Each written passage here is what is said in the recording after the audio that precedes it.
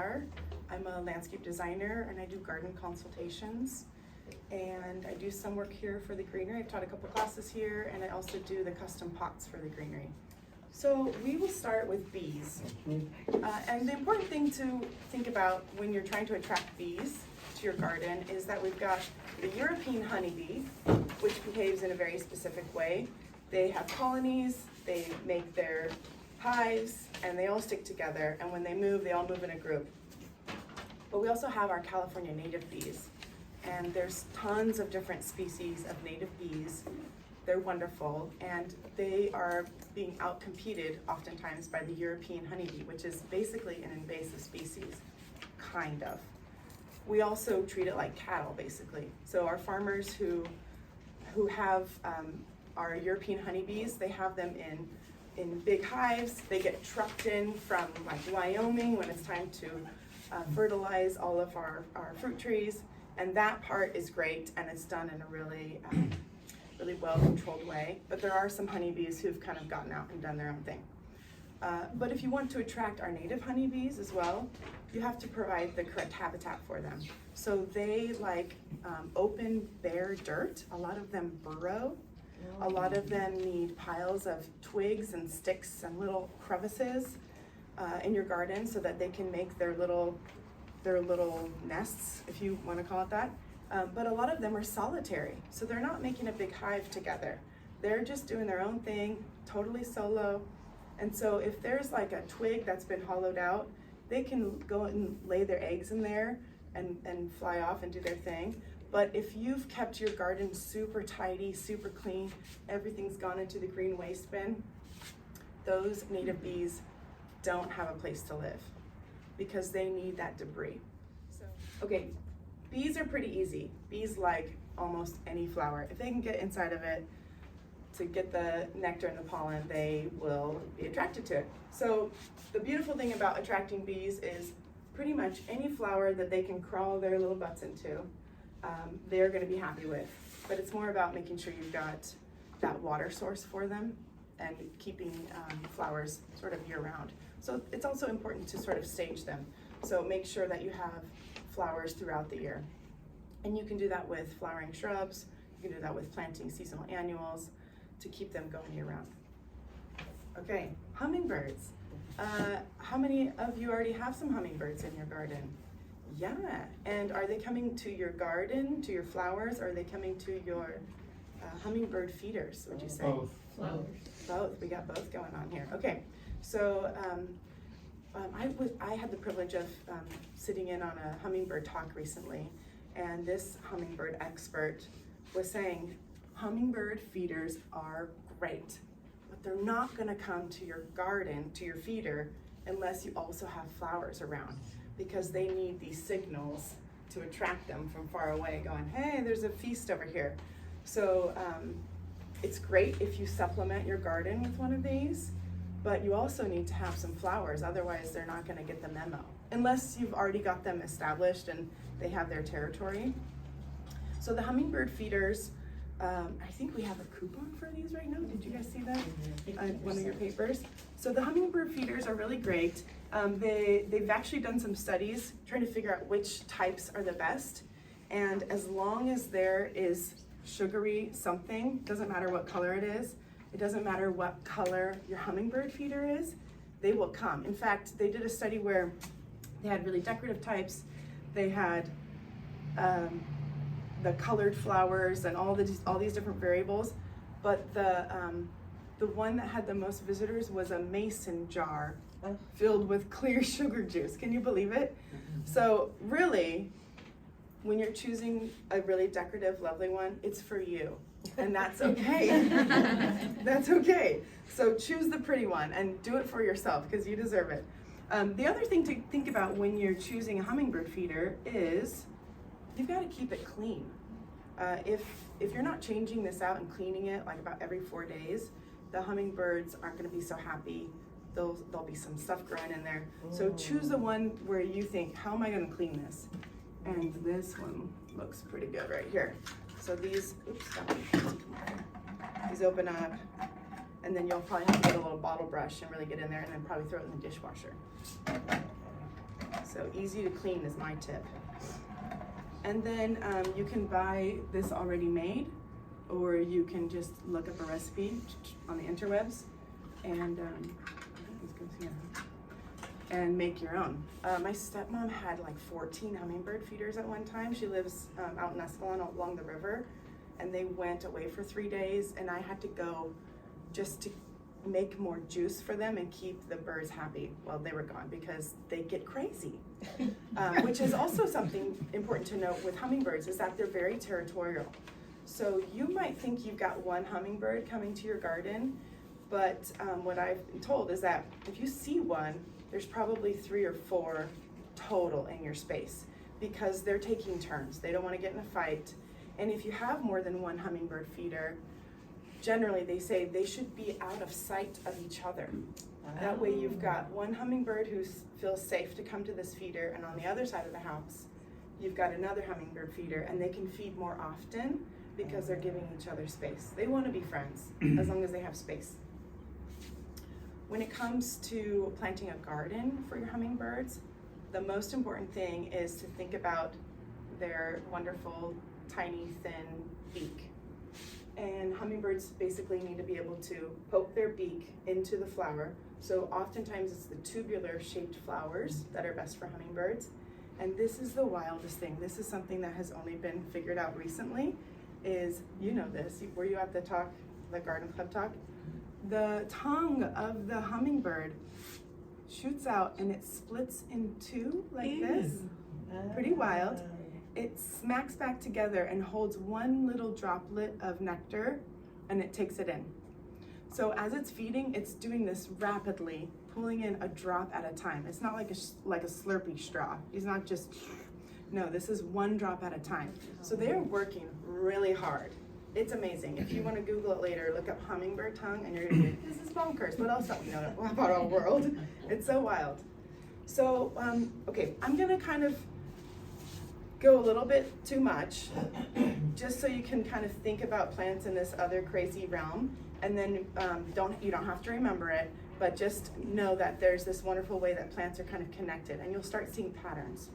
So I listed a few plant families in my notes, and plant families are like the Lamiaceae family is the mint family, and that just means basically it has all these characteristics of like a tubular throated flower and a square stem. It's in the mint family, or Lamiaceae. So this is Nepta. So Nepta is like cat mint. And this is really kind of fun and stinky too, or at least should be. And you'll notice again, if you rub your fingers around the stem, it's kind of square-ish. And then we've got these beautiful tubular flowers. So a lot of our herbs are also in the same family, like, let's see, I'm blanking right now. Mint, there's like 100 different kinds of mint. And if you let these plants go to flower, that's when you're actually going to attract all of the hummingbirds and bees and other things. Let's see here. I've got another salvia here. This might be my next fragrant. Okay, these are big ones though, guys. I cut this from my garden. This is, okay, this is white sage. And this plant wants to be like 6 feet tall. Wow. And these are the stems that come off of it. And you know what? The flowers are kind of small in here. Hummingbirds will still come to this, but this is a fun one because the Latin name for this, I know, hang out with me for a second. This is Salvia apiana. And apia, or like apiary, means bees. So the name of this is Salvia bees. Like, bring it on. So this is great for lots of different critters. This is a very sticky, stinky one too. So I'll let you do a scratch and sniff on this one. So here's our salvia plant. The salvia is super drought tolerant, loves full sun, and there's actually a more dwarf version of that now that's like 3 feet tall, so if you like that too.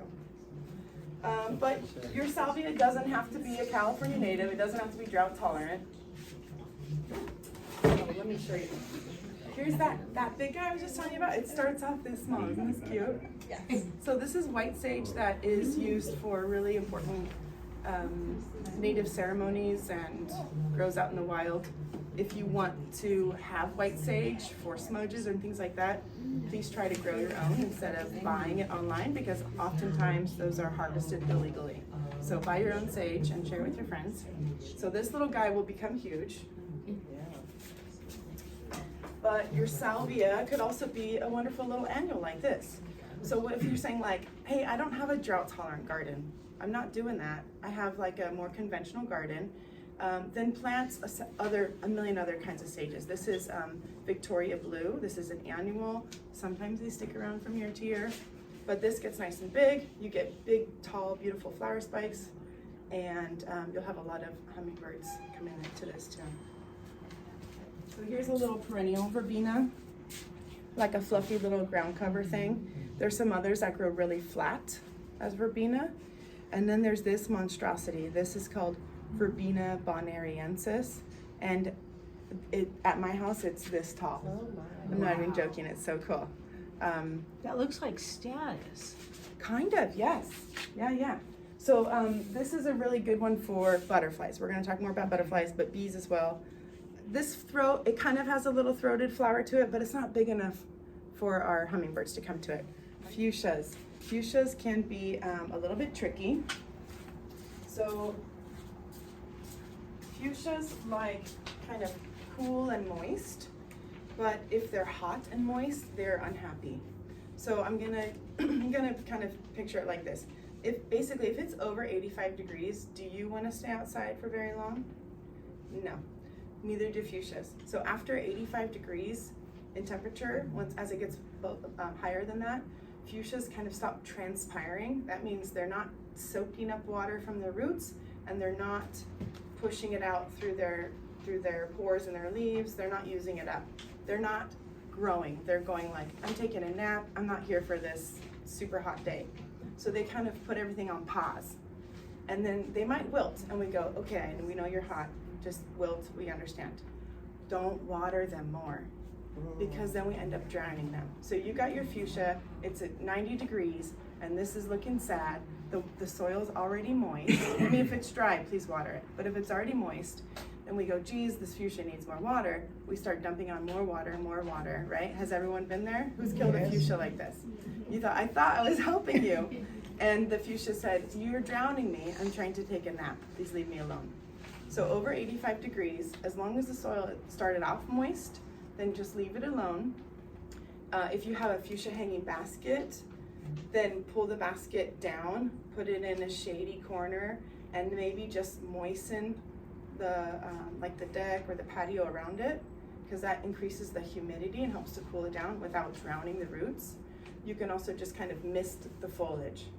So, and you might do yourself too, if it's that hot, just be like, I am the fuchsia, okay? So, so fuchsias, we can do fuchsias here, just on a really hot day, don't overwater it. You can mist them, you can put them in a cooler space, don't overwater it. And then you also need to make sure they're not staying too wet in the winter. They go dormant, they lose their leaves, just don't overwater them in the winter either. Don't overwater them, but keep them perfectly moist. Easy, right? Now, when it comes to butterflies, having flowers is great, but you don't have butterflies unless you had caterpillars. And you don't have caterpillars unless you have eggs. And caterpillars and butterflies are usually very specific on what the caterpillar feeds on. The adult butterfly is like, give me flowers, I don't care what it is, just give me more nectar.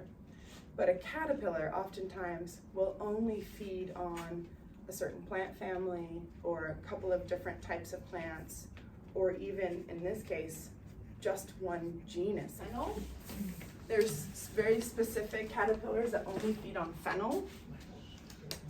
And so just remember, if there's a butterfly you have in mind where it's like, I want that butterfly, you need to do some research, figure out what the caterpillars eat, be okay with them munching down your plants, and then give them space to become adult butterflies and have lots of flowers for them. Does that make sense? This is a crepe myrtle. Okay, yes, they have flowers, but that's not why I brought it up here. It's more about the seeds that we love. So oftentimes what I've noticed is around town, you'll see people will coppice or pollard their crepe myrtles. So they've got their main branches like this, right? And then for some reason this became a thing. Some people like to cut off all of the branches. And if you're in this crowd, I forgive you, but hear me out, okay? What happens is the next spring when you get new growth, you get tons of new growth all in the same spot. And powdery mildew loves that kind of condition. So if you're like, gosh, why do I always get powdery mildew on my crepe myrtle? You might be causing the problem yourself. So crepe myrtles oftentimes only need to be pruned for shape, like, oh, this branch is in the middle, or this branch broke, or we want to open up this form a little bit, or this branch is in the walkway. Take those branches out, yes. But I would recommend not pollarding them, not chopping them off at a certain height every year. Personally, I think it takes away from the beautiful structure of the plant, because I think these are best used as multi-trunk trees with interesting form, natural moving lines. But what also happens when you do that is you cut off all the seed pods. And yes, the seed pods are kind of messy, I could see that. But if you leave all those old dried up little fruits, seed pods up there, you'll have tons of birds in the winter. All these cute little finches come and they're chattering and they eat all the seeds and they're lovely. And then as the leaves come out in the spring, those old seed pod portions, they just kind of crumble off. It's not a thing you have to worry about. So if you have been pollarding your tree for many years and you're like, I'm ready to start fresh, then I would say just either don't prune it this fall, and or maybe take a few of those big, I call them kind of knuckles or fists, where they've been pruned over and over again. I would almost maybe just cut one of them out down here and then let it re-sprout and kind of freshen that up. If you want some one-on-one help with that, we'll talk later. I would love to help you with that. But if you leave all of it, your seeds are feeding finches. Now, if you've got a better structure with more airflow, you don't have powdery mildew, you'll have less aphids. There's a lot of beneficial things to just letting this have natural form. I have a Thank you so question. much for coming today.